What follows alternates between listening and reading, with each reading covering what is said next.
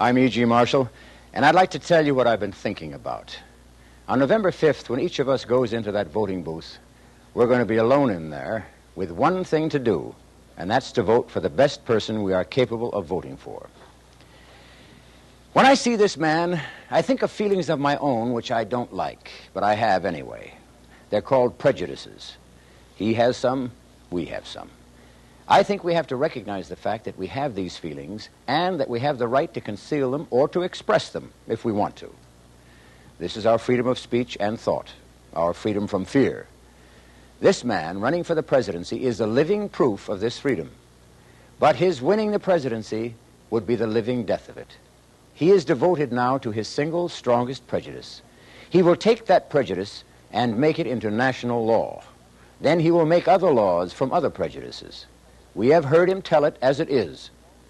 What follows his election is no secret. Law and order, he will make the law, and we will take the orders. It's not a comfortable thought, having to live under the law of a man's personal prejudice when no one knows which way the prejudice will turn next. This man has had experience as a congressman, a senator, a vice president for 8 years. He has in those years served what he felt to be the interests of the American people. A question I ask is, which American people's interests has he served? The interests of men and women who work for a living in a factory, on a farm, in an office, a store, a TV studio? No, I don't think so.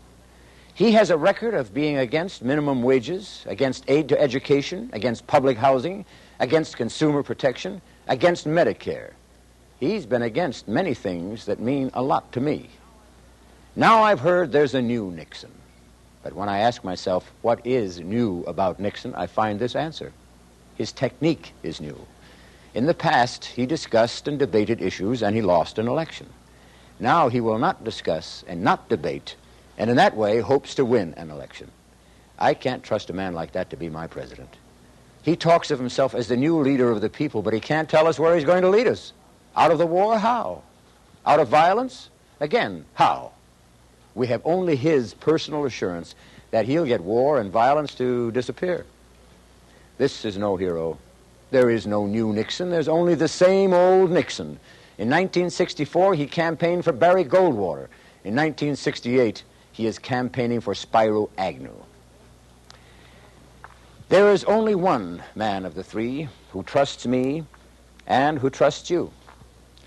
He has trust in our ability to distinguish right from wrong. He has trust in our determination to keep what we have worked hard for, our homes, our jobs, our safety, our right to say what it is we like and what it is we don't like.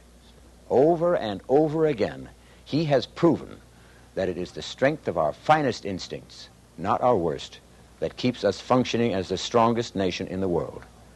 Now, he is asking us to trust him, to trust his belief that equal justice for every individual is our greatest protection and our greatest strength.